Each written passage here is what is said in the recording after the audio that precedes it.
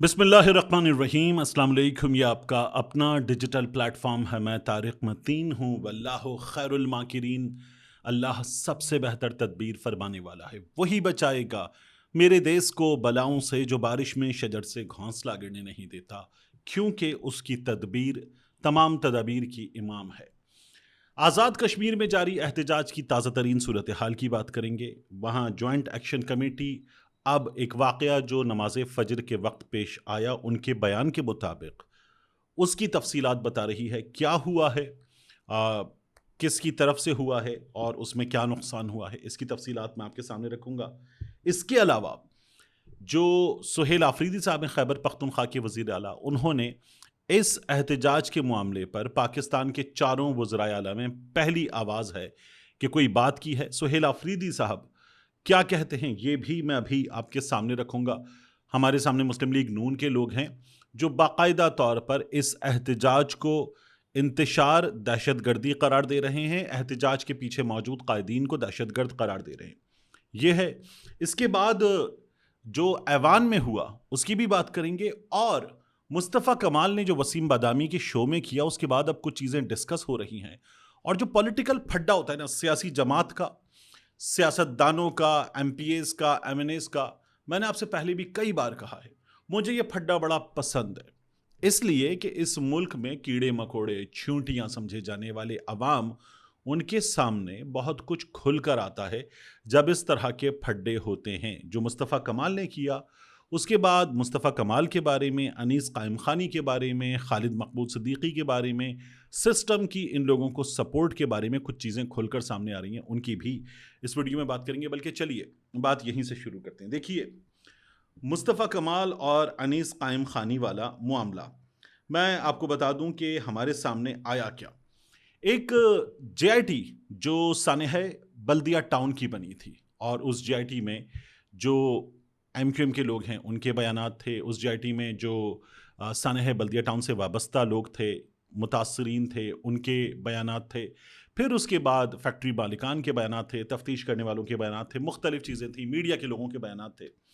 उस जेआईटी में एक चीज़ सामने आई, और वो चीज़ अनीस कायम खानी के किरदार पर एक बहुत बड़ा सवालिया निशान उठाती है। हुआ क्या, अभी आपके सामने है। रहमान भूला जुबैर, कुछ लोग कहते हैं चरिया है, कुछ लोग कहते हैं चिड़िया है। ये जुबैर चिड़िया जो हैं, ये बाइज्जत बरी हो गए। उसके बाद हमारे सामने फुटेज आई कि अनीस कायम खानी को जाकर मुतासरा ख़ानदान जो थे, उन्होंने मुबारकबाद दी, गुलदस्ता पेश किया, मिठाई दी कि आपने बड़ा काम किया है। इब्तिदाई बयानात याद रखिएगा, मुस्तफ़ा कमाल साहब जब वापस आए थे तो उन्होंने पाकिस्तान में एमक्यूएम अलग नहीं हुई थी ना, तो इन लोगों को दहशतगर्द तंजीम करार देते हुए, पाक सरजमीन पार्टी बनाने के बाद इन लोगों को दहशतगर्द तंजीम करार देते हुए ये भी कुछ बयानात में कहा था कि इतने लोग जिंदा जलाती है, ये कहा गया था। बाद में वो कहने लगे कि नहीं, ये बेगुनाह लोग हैं, हमाद सिद्दीकी भी, बाकी भी, इन लोगों के बारे में ये बातें मुस्तफ़ा कमाल साहब की जानिब से की गई थी। और इसका सोशल मीडिया पर सबसे ज़्यादा क्रेडिट भी अब मुस्तफ़ा कमाल साहब को दिया जा रहा है, अनीस कायम खानी साहब को दिया जा रहा है। जेआईटी जो इस सिलसिले में बनी थी, उस जेआईटी का पेज 20, ये पेज 20 क्या बताता है, देखिए पेज 20 पर साफ तौर पर, ये आप पेज देख भी रहे हैं, इसमें लिखा हुआ है, ये कुछ 6 करोड़ रुपए का मामला है। तहकीकात के दौरान जेआईटी ने दुबई, मुत्तहिदा अरब अमारात का दौरा किया और अरशद भाईला, शाहिद भाईला, मालिकान मेसर्स अली एंटरप्राइजेस से मुलाकात की। दोनों के बयानात तफसील से रिकॉर्ड किए। उन्होंने दीगर हक़ाइक़ के साथ ये इंकिशाफात किए। क्या इंकिशाफात हैं? सेंट्रल जेल से 11 फरवरी 2013 को रिहाई के बाद उन पर एमक्यूएम के ओहदेदारों की जानिब से शदीद दबाव था, लिहाजा उन्होंने एमक्यूएम से सुलह करने का फैसला किया। इस मकसद के लिए उन्होंने अपने दोस्त शौकत ख़याम से रब्ता किया, जिसने उन्हें मोहम्मद अली हसन हैदराबाद में उससे मिलवाया। मोहम्मद अली हसन से, मोहम्मद अली हसन ने खुद को अनीस कायम खानी, उस वक्त एमक्यूएम की राबता कमेटी के नायब कन्वीनर, उनका करीबी साथी करार दिया। मोहम्मद अली हसन कहता है, मैं अनीस कायम खानी का करीबी साथी हूं। चंद मुलाकातों के बाद मोहम्मद अली हसन ने बताया कि मामला तय किए जा सकते हैं और एमक्यूएम उनकी मुश्किलात को, भाईला बरादरान, फैक्ट्री मालिकान, उनकी मुश्किलात को मामूल पर लाने में किरदार अदा कर सकती है, बशर्त ये कि वो दर्जे झील शरह से मुआवजा अदा करने पर आमादा हूं। क्या है शरह? हर जाँ बहक होने वाले शख्स के बदले 2,50,000 रुपए, हर जख्मी शख्स के बदले 1 लाख रुपए, یہ بھائلا برادران فیکٹری میں جو لوگ جان سے گئے ان کے بدلے دیں گے. یہ رقم ایک بینک اکاؤنٹ میں جمع کرائی جانی تھی اور بعد میں ایم کیو ایم اپنے پلیٹ فارم سے متاثرین میں معاوضہ تقسیم کرتی. بھائلا برادران اس معاہدے پر رضامند ہو گئے اور 5,98,00,000 روپے بطور جزوی ادائیگی، یعنی مزید بھی ادا ہونے تھے، بطور جزوی ادائیگی بینک اکاؤنٹ میں جمع کرا دیے، جس کی تفصیلات محمد علی حسن نے فراہم کی تھیں. یہ سمجھوتا بھی ہوا کہ باقی رقم تقسیم کی تقریب کے وقت ادا کی جائے گی. بینک اکاؤنٹ کون سا تھا؟ Account holder Siddiq Hasan Qadri, account number 60101،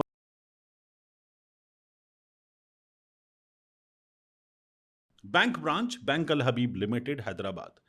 یہ تمام چیزیں بتائی گئیں.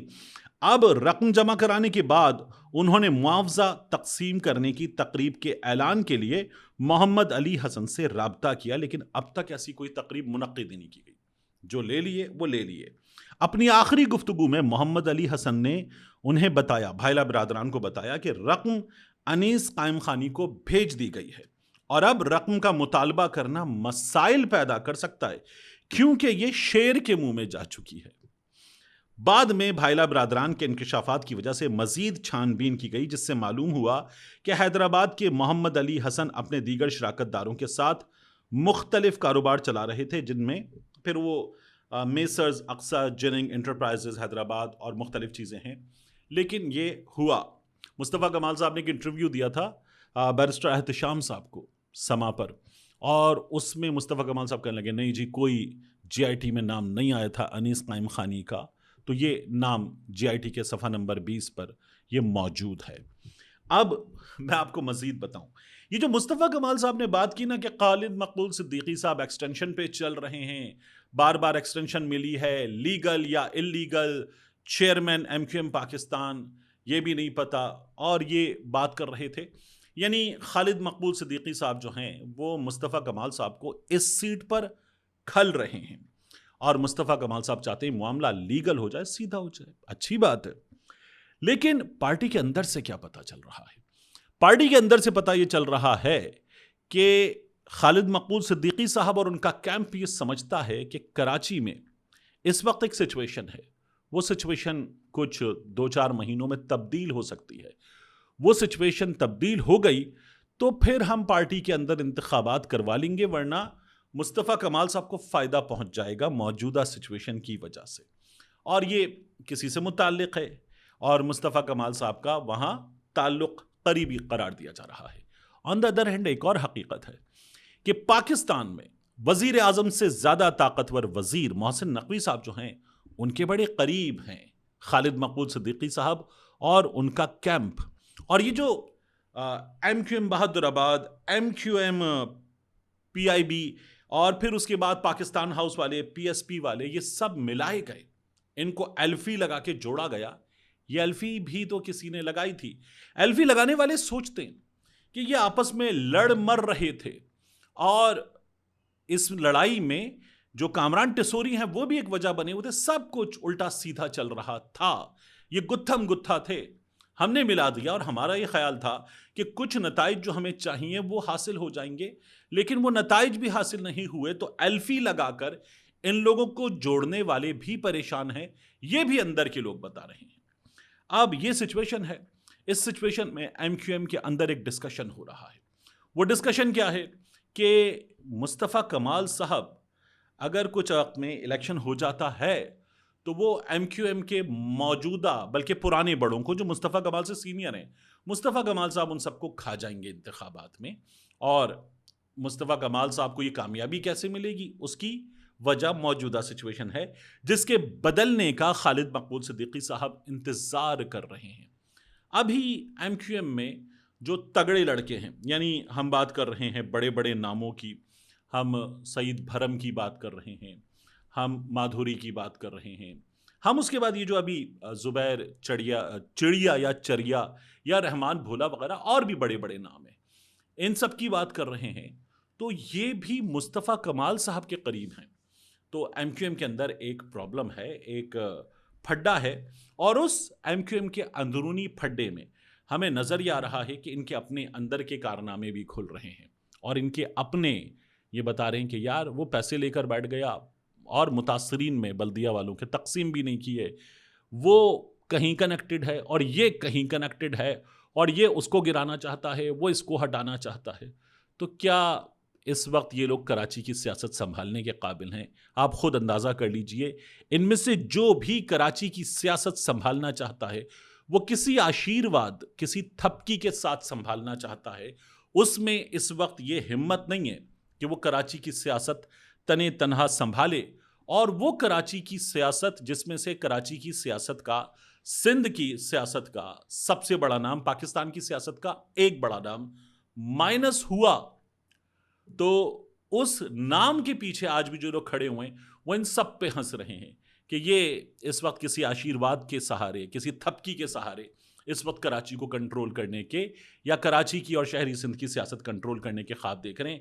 ان کی فائلیں جے آئی ٹی میں ہوں یا دیگر ہوں، وہ لوگوں نے بنا کر محفوظ کر کے رکھی ہوئی ہیں. ان کے کارنامے ان فائلوں میں جا رہے ہیں، اور جب وہ فائلیں کھلیں گی تو اس کے بعد یہ لوگ بند ہوں گے. یہ سمجھ رہے ہیں وہ لوگ جو اس وقت مائنس ہو جانے والے کے ساتھ موجود ہیں، ہنس رہے ہیں ان تمام لوگوں پر، اور اندر سے یہ خبریں نکل کر آ رہی ہیں. اچھا، ایسی خبریں آتی رہتی ہیں، کئی دفعہ دیگر خبریں موجود ہوتی ہیں، کافی کچھ ہوتا ہے، تو ایسی خبریں نہیں بھی دی جاتی. تو اس لیے جب ان کا موقع بنے، اب یہ سانحہ بلدیہ کے بعد ایک بہت بڑا موقع بنا ہے، تو اس لیے تمام خبریں ایک ساتھ بنے کا آپ کے سامنے ضرور رکھی جائیں. اس کے بعد کیا ہوا؟ اقبال آفریدی صاحب جو ہر بار کھڑے ہوتے ہیں اور کہتے ہیں کہ میں کورم پوائنٹ آؤٹ کرنا چاہتا ہوں، ایوان میں وہ ارکان جو کم از کم تعداد میں ہونے چاہیے وہ بھی نہیں ہیں، تو پھر اس کے بعد اجلاس ملتوی ہو جاتا ہے.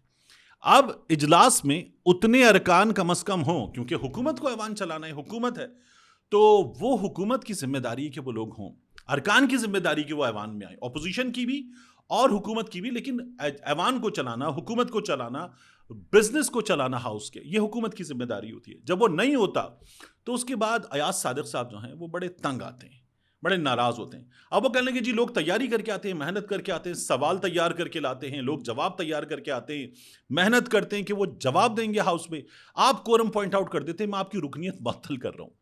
یعنی اس ایوان میں جو قانون کے مطابق چلنا چاہیے پاکستان کے لوگوں کو، بات بات پہ یہ حکومت، یہ ریاست جرمانے کرتی ہے کہ تم نے ہیلمٹ نہیں پہنا، جرمانہ، تمہاری سیٹ بیلٹ نہیں، جرمانہ، تمہاری گاڑی یہاں کھڑی تھی، جرمانہ، تم ادھر کا انڈیکیٹر دے کر ادھر مڑ گئے، جرمانہ. تم اب یہ بھی ہو چکا کہ اس لین میں چلو گے، اس لین میں چلو گے، یا اس لین میں چلو گے، اس پر بھی جرمانہ. اور اس ملک کے لوگوں کو جگہ جگہ نوچ کر ان کی جیب سے پیسے نکالنے والے ایوان چلائیں نا، قانون کے مطابق چلائیں، آئین کے مطابق چلائیں، ضرورت ہے جس چیز کی اس کے مطابق چلائیں، اور جو اس کی نشاندہی کر رہا ہے اس کو سزا دے دیں، آپ رکنیت معطل کر دیں، باقیوں کو بھی آپ کہیں کہ رکنیت معطل کر دوں گا. ایوان چلائیں ایاز صادق صاحب قانون کے مطابق. یہ کون سا مذاق ہے کہ آپ ایک شخص کو معطل کر دیں گے؟ اس کے بیٹے کا معاملہ آپ نے بھجوایا ہے اس وقت کمیٹی میں، بالکل ٹھیک ہے، طلال چودھری نے نشاندہی کی کہ ان کا بیٹا سیاسی پناہ لے رہا ہے، اس کے بیٹے کا معاملہ بھجوانا بالکل ٹھیک ہے. لیکن اگر وہ یہ کہہ رہا ہے کہ وہ کورم پوائنٹ آؤٹ کرنا چاہتا ہے تو ٹھیک ہے، وہ کورم پوائنٹ آؤٹ کرے، پاکستان کے لوگوں کو پتہ چلے. میں دیکھ رہا تھا کہ ستمبر 2022 کی یہ جو رپورٹ آپ دیکھ رہے ہیں نا، ستمبر 2022 کی اس رپورٹ کے مطابق ہمارے ہاں 6 کروڑ 41 لاکھ روپے ایک سیشن پہ خرچ ہوتے ہیں. اب جو مہنگائی ہے، جو فیول کی قیمت ہے، جو بجلی کا بل ہے، جو اس وقت چیزیں ہو چکی ہیں، جو ارکان کی تنخواہیں بڑھ چکی ہیں، یہ کاسٹ کہیں زیادہ ہو چکی ہوگی.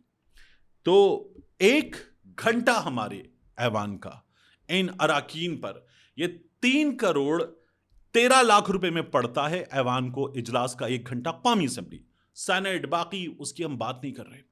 تو اگر اس ایوان میں یہ غیر سنجیدگی ہے تو اس کی نشاندہی ہونی چاہیے، پاکستان کے لوگوں کو پتہ چلنا چاہیے، آپ بندے کو سزا دے دیں. یہ کون سا طریقہ ہے ایاز صادق صاحب کا؟ تو میں تو کہوں گا کہ ایاز صادق صاحب اس معاملے میں زیادتی کر رہے ہیں. اب اس کے بعد ایک بہت اہم معاملہ، اور وہ معاملہ ہے ہمارے سامنے آزاد کشمیر کا. جوائنٹ ایکشن کمیٹی یہ بتا رہی ہے کہ آج فجر کے وقت فائرنگ ہوئی. جو دھرنا ہے، دھرنے کے مقام سے کچھ فاصلے پر مسجد میں جو لوگ نماز پڑھنے گئے تھے وہاں فائرنگ ہوئی، وہاں پر ایک شخص جان سے گیا.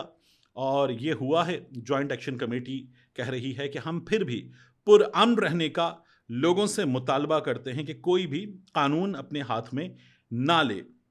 اور ان کا یہ کہنا ہے کہ ہم جلد فتح یاب ہوں گے، یہ جوائنٹ ایکشن کمیٹی والے کہہ رہے ہیں۔ اس وقت جو ہمیں ریاست آزاد کشمیر کا، ریاست پاکستان کا موڈ اور موڈ نظر آ رہا ہے، وہ ان لوگوں کو سختی سے نمٹا جائے ان سے، ایسا موڈ ہے۔ اس پوری صورتحال میں پاکستان میں جو مسلم لیگ نون ہے، وہ مرکز میں ہو یا پنجاب میں ہو، اس کے لوگ اور سوشل میڈیا پر ان کو سپورٹ کرنے والے آزاد کشمیر میں احتجاج کرنے والوں کو ڈرامے باز، دھوکے میں آ جانے والا اور احتجاج کی قیادت کرنے والوں کو دہشت گرد اور غدار قرار دے چکے۔